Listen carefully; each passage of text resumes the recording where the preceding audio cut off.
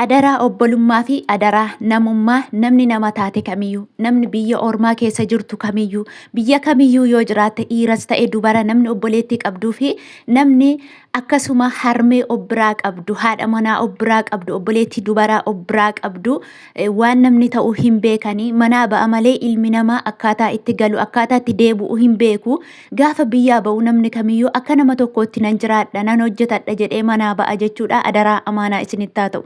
Obboleettii kana bira dhaabadhaa sheer godhaa namni viidiyoo kana argitan hundi keessan akka sheer gootanii waan qabdaniin akka gargaartan yoo dhabdan kadhannaa keessaniin akka gargaartan isiniin jedha. Adaraa obbolummaa nagaan isiniif haa ta'u.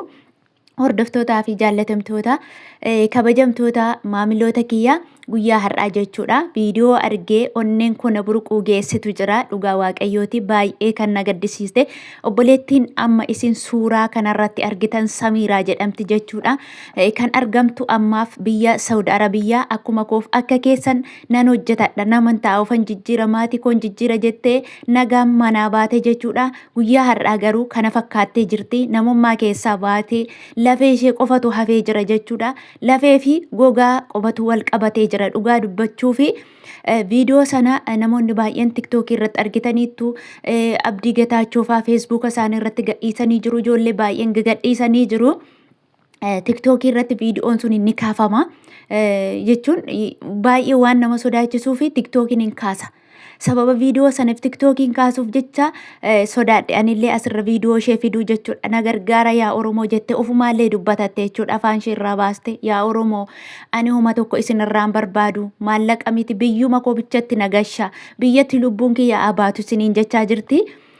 Dhugaa baay'ee kan nama gaddisiisu madaamin geessitee hospitaala geessitee achumatti gatte jechuudha. Biyya kana keessatti dhugaa waaqayyooti fira namni qabdu taanaan hiriyaan qabdu taanaan iqaamaa yookiin waraqaan qabdu taanaan biyya kana keessatti du'aa wajjin tokko akka biyya ormaa miti jo biyyi kun biyya badduudha. Dhugaa iddoo itti namni seenee nama laaluuf illee saaqaqu iddoo itti namni nama balaaleffatu jechuudha. Biyyi kuni akka biyya kaanii akka mustashfaa kaanii akka barbaade keessa deemtee abbaa barbaade waraqaan si gaafatama iqaamaa si gaafatama akkasumatti nama dhukkubsatu seentee ilaaluu hin dandeessu. Darbee immoo biyya kana keessatti jechuudha iddoo namni ciisu hospitaala akka amma isheen keessa ciistu keessatti kutaa mataasaa keessa ciisa namni kamillee jechuudha. Dhugaa dubbachuuf ani si'a meeqa aqeeraa namoota yoon arge kutaa tokko keessa namni lama ciisu. Otoo namni kutaa tokko keessa ta'ee kutaa tokko keessa jechuudha dhukkubsataan lama otoo ciise tokko yeroo ilaaluu dhufu han isa tokko argee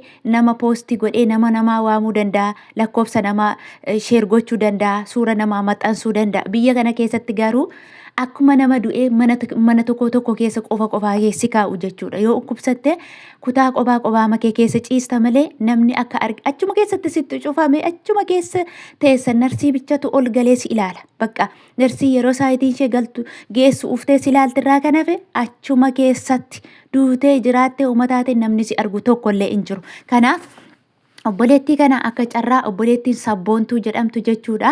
Akka tasaa mustashfaa kennan argee jettee viidiyoo ishee waraabdee suuraa ishee kaastee viidiyoo ishee irratti na gargaaraa hadaraa jettee bilbilallee qabdu. Obboleettiin kun maqaan ishee Samiiraadha. Biyya Saudi Arabiyaa keessadha. Garuu immoo sabboontuun sun ta'e abdiin sunillee yeroo poosti godhani mustashfaa maal keessa akka jiru hin dubbanne biyya Saudi Arabiyaa jedhanii himan malee jechuudha. Lakkoofsa hin qabdu ofiishii. Maatii isheellee lakkoofsa hin qaban. Ifiishees lakkoofsa maatii ishee hin qabdu. Mucaan kun qobaa duutee jirti dhugaa waaqayyooti. Adaraa keessan maatiin ishee akka suuraa ishees arganii viidiyoo ishee arganii namni nama beeka.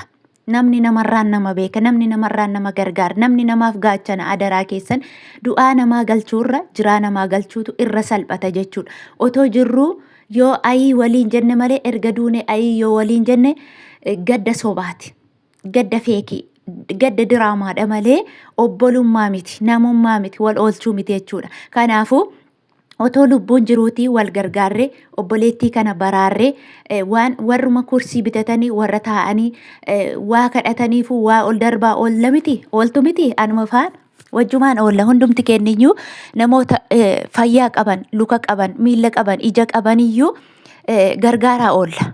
Garuu nama akka kanaa yoo gargaarre jechuudha. Yoollee maallaqa dhabne, maallaqa waanuma itti laannuu fi maallaqa karaa itti laannuu fi namoonni baay'een maallaqa dhabuurra akkaataa itti nama gargaartan abdu jechuudha. Dhugaa dubbachuuf namoota akka kanaa yeroo gargaaran keessaafuu ijoolleen xalabaa keessa jirtan akkaataa itti nama gargaartan baay'ee ulfaataadha. Yoo dandeessan warra akkaawuntii biyyaa irratti gargaaruu dandeessurraa kana fi biyya kana keessatti sarrafa mataa keessanii qabdanii akka barbaaddan namaaf sarrafu yookiin nama gargaaruun baay'ee ulfaata mataa koorraa kaasee jechuudha. Warreen kana dhabdan akka gargaartan dhabdan gaafa akkaawuntiin biyya irraa bahu ishii gargaara. Yoon kanaachi immoo amantii qabdanii lafuma jirtanitti kadhadhaa fi amantii qabdanii obboleettiin kun fayyite maatii isheetti nagaan biraa baate akka isheen gara nagaan gara maatii isheetti deebitu ni fayyiti yoo waaqayyo ishee gargaare fayyuu dandeessi. Alattuu eessaa akka taatellee hin beekamtu Oromoo ta'uu ishee afaan Oromoo dubbatti afaan isheetiin viidiyoo ishee ilaaltaniitu baay'een keessan viidiyoo ishee argitaniitu tiktookii irratti waan ta'eef feesbuuka warri fayyadamtan hundi keessa waan argitaniittaniif baay'ee kan nama gaddisiistudha dhugaa dubbachuuf. Gaafa manaa baanu akkamitti burraaqne akka manaa baane argaa. Mana namaa keessatti gaa kunoo akka kanaa ta'anii mana dura ejjettu keessattis waraqaan hin ejjetamnee fi zim je'anii hojjechiifachaa turanii gaafa isheen dhukkubsattu immoo callisanii geessanii mustashfaa keessatti gatanii biraa deebi'an. Abbaan qabdu jechuudha amma obboleettiin kun waraqata hin qabdu, iqaamaa hin qabdu, paaspoortii hin qabdu, uummata akka hin qabdu jechuudha. Akkasumatti eenyullee akka geesse mustashfaa keessatti gatellee namni abbaa sana beekullee hin jiru. Isheenillee madaamiin achitti ishee gatuu malee madaamiin eenyu akka taate, manni madaamii eessa akka ta'e, lakkoofsi madaamii maal akka ta'e, maqaan madaamii maal akka ta'e wanta takkitti waan irraa beektu tokkollee hin qabdu jechuudha obboleettiin kun. Baay'ee nama gaddisiisti dhugaa dubbachuuf ani onneen kiyya na buruqxe. Adaraa keessan kanaafuu waan qabdaniin gargaaraa hamma dandeessan sagalee ta'aa fi namaaf sagalee ta'uu jechuun waan salphaa miti ijoo. Dhugaa dubbachuuf akka asirraa yeroo odeessan maal iyyiti maal kijibdii maal odeessiti isa jedhamu otoo hin taane gaafa suurri nama tokko baay'inaan argamu nama ishee beekutu argama achi keessa. Yookiin faamilii isheetu arguu danda'a, yookiin fira isheetu arguu danda'a, yookiin ollaa isheetu arguu danda'a. Namni si wallaalu hin jiru jechuudha. Koomentii majalayyoo galtanii ilaaltanii wayyoo Samiiraan kana fakkaatu turte, ayi Samiiraan kana fakkaatu turte jedhu jechuudha. Namoonni ishii beekan illee ni jiru. Kanaafuu gaafa dhiibbaan ta'ee sagaleen gaafa irratti poostiin adda addaa gaafa ta'ame dhiibbaan imbaasirra taa'e imbaasiin dirqama isaa deemee ilaala obboleettii kana.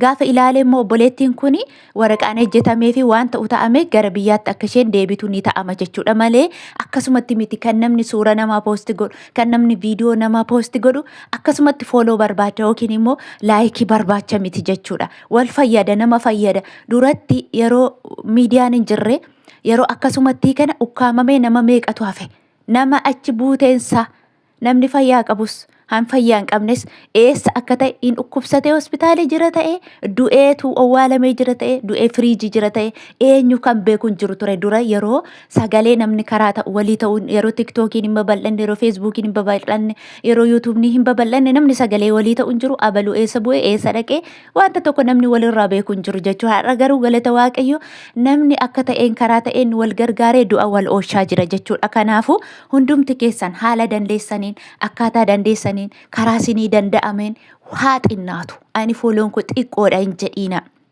Aniin ilaalamu hin jedhiina. Sirraa namni lama yoo ilaale anarraa namni lama yoo ilaale walumaa galatti wal qabatee baay'inni namaa itti babal'achaa adeema yeroo argamu jechuudha. Yeroo kanammoo ishiif gargaarsi ta'amuu danda'a. Hadaraa keessan isiniin jedhaa obbolummaadha. Namni namaaf gaachana namni namaaf qoricha waan ta'eef jaallattee miti har'a fayyaa qabna akka barbaanne taana akka barbaanne baana akka barbaanne ciifnee kaana waan ta'eef nutti hin fakkaatu. Garuu gaafa namarra ga'e garaa ciniinnaanuu gan nama qabajo mana namaa keessatti immoo dhukkuba hanga kana ga'u miti dhukkuba kana akkas gogaa namaa dhaabe miti garaa ciniinnaa bichaan hanganni akka inni gan nama qabu gaafa mataa si boowaafatu mana namaa keessatti nama uffisi si boqachiisu gaafa arganne bishaan qorraa nama sitti laatu gaafa arganne sitti dhagahama akkasumattuu si akkasumattuu dhukkuba mataa masaatiin jechuudha. Kanaaf iyyuu kun immoo duutee jirti du'arra hin jirtu dhugaa dubbachuuf tokkoon ishee hin jirtu jechuudha. Hanga dubbachuu qaamni ishee hundisaa lamshaa'ee dhumeera bakka tokkoon ishee hin jirtu dhugaa afaanumti namarra jiraa dubbachaa jirti. Kanaaf adaraa keessan isiniin jedha obboleewwan qaalii obboleewwan gaarii walaa gargaarru wal biraa dhaabannu walaa deeggarru adaraa keessan isiniin jechuun barbaada. Yaada qabdan qeeqaa dogoggorri yoo jiraate immoo komentii jalatti barreessa. Viidiyoo immoo laayikii godhaa akka obboleewwan keessan bira ga'uuf. Keessaaf viidiyoo laayikii yeroo ta'u namoota baay'ee bira geessisa jechuudha. Jaallannee miti kan asirraa iyyinu adaraa obbolummaati. Nagaa naa ta'a.